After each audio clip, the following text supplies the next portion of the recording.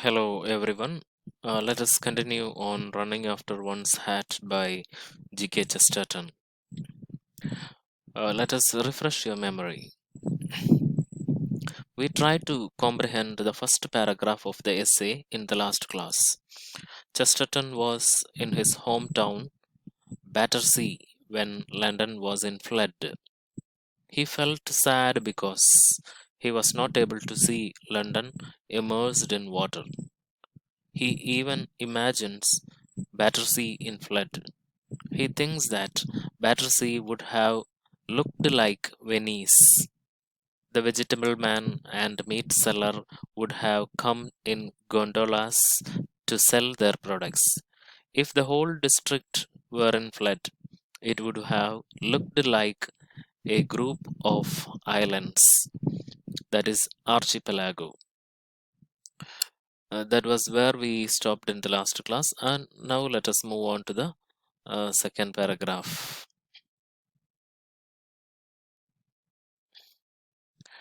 Some consider such romantic views of flood or fire slightly lacking in reality. Some people consider such a romantic means not realistic, unrealistic views of flood or fire slightly, a little lacking in reality. But really, this romantic view of such inconveniences, difficulties, is quite as practical as the other.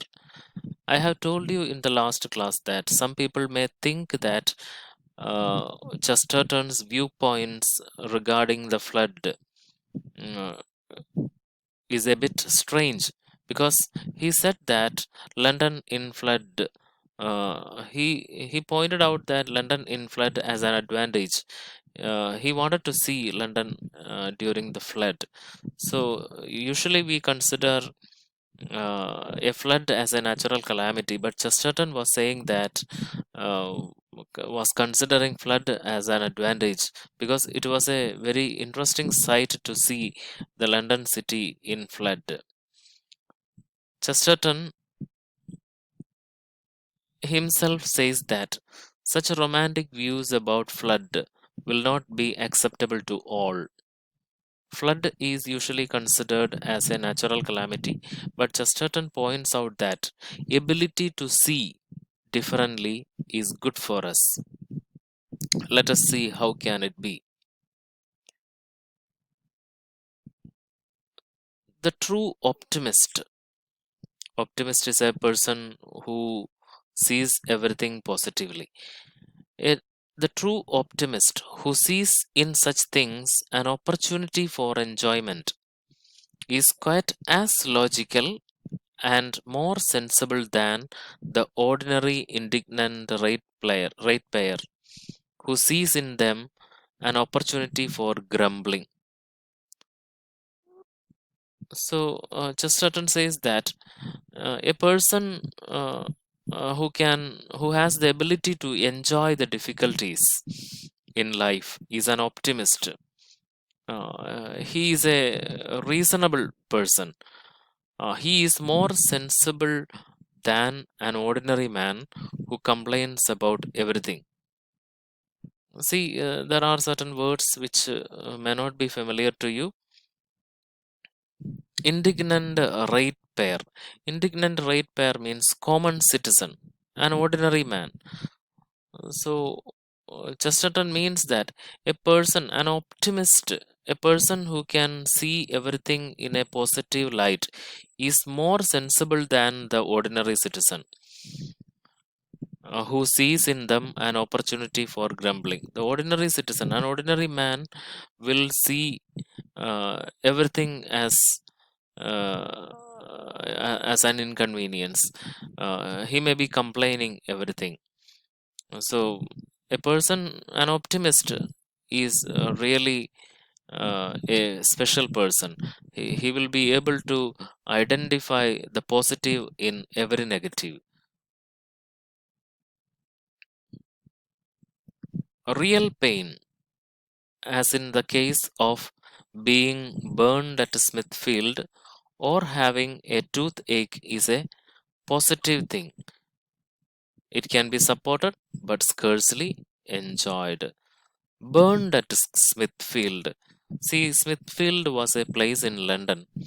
In 16th century, it was a place where criminals were burned to death. So here he says that real pain, uh, real pain. For example, people being burned at a Smithfield. It is really a painful fact. Or having a toothache. Uh, it is also really painful. But he says that if you try, even such painful things can be made positive. Uh, see, but after all, our toothaches are exception. As for being burned at Smithfield, it only happens to us at the very longest intervals. See, Chesterton continues, real pain is a positive thing. Real pain like being burned at Smithfield, toothache, etc. It is usually said that real pain cannot be enjoyed, but it can be supported. We cannot reject real pain. Pain is part of our life. We cannot reject it. But even our toothaches can be enjoyed if we try. People being killed at Smithfield does not happen every day. So need no need to worry about that. So the meaning of all this is that if you try, every difficult situation can be enjoyed. See, you can see the image of a person being burned at Smithfield, the place where people were executed. Moving on.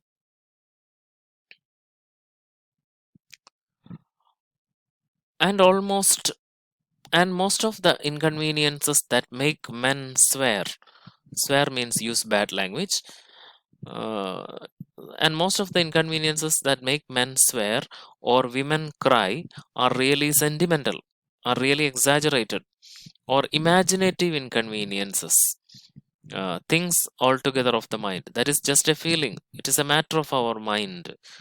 So the real inconveniences are not really inconveniences, but it is only a matter of mind. It is only it lies in the way we look at it.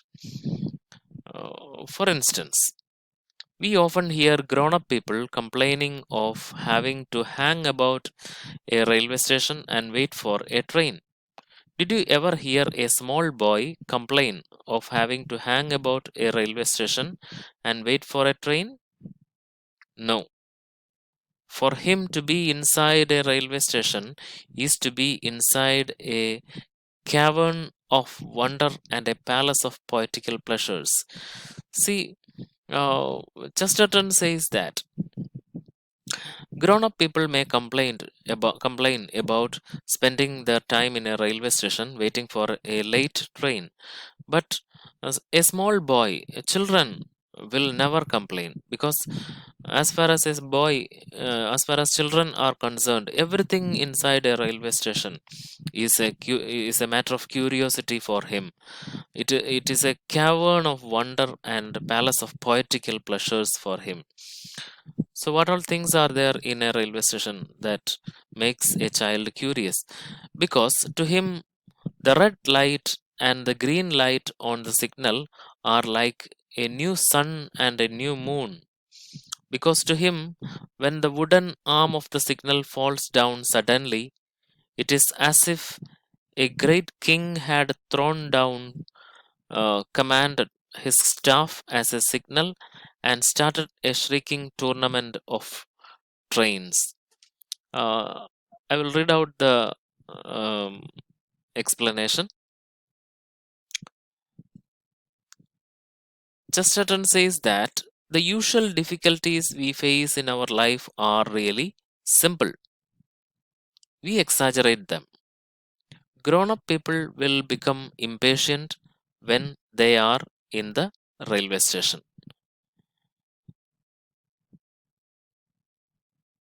When the train is late, the grown-ups consider it as an inconvenience.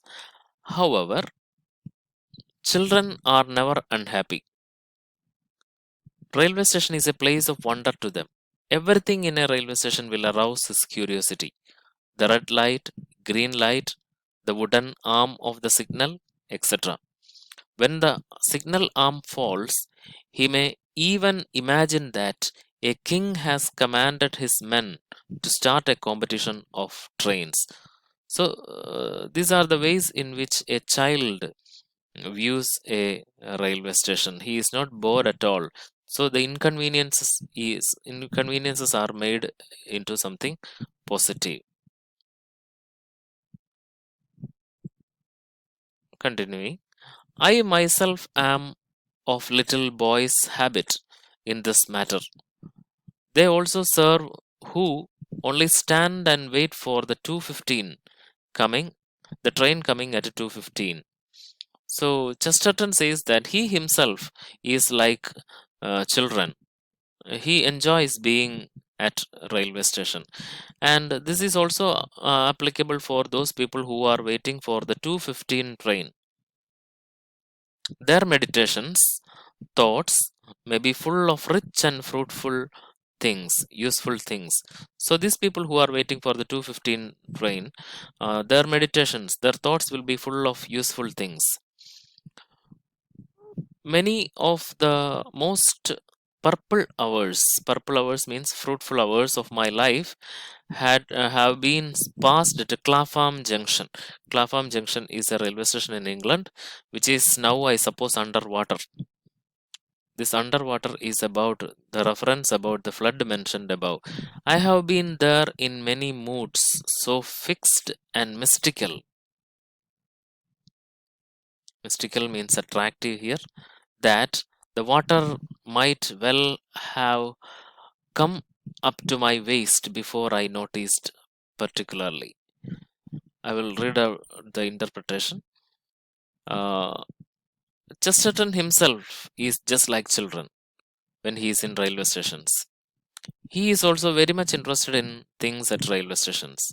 This is also applicable to those people who are waiting, people who are waiting for the train at 2:15. While waiting for trains, they seem to be thinking about fruitful things in life. Chesterton himself spent most of his useful hours in Clapham Junction railway station. He remembers Clapham will be now underwater with the flood. Many times Chesterton had sat there immersed in thoughts. If he was there in Clapham during the flood, he would have noticed water he would not have noticed water rising up to his waist. So you can see here the image of Clapham Junction railway station, where Chesterton used to spend a lot of uh, used to spend a lot of his times.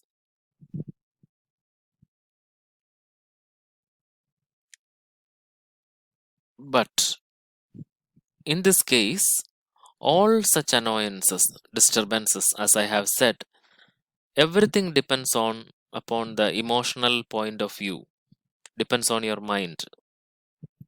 You can safely apply the test to almost every one of the things that are currently talked of as typical nuisance of daily life. All inconveniences are matters of your mind. Any difficult situation can be made positive. If you have a positive mind, you can apply this to every difficult situation in your life. So, read the textbook. Thank you.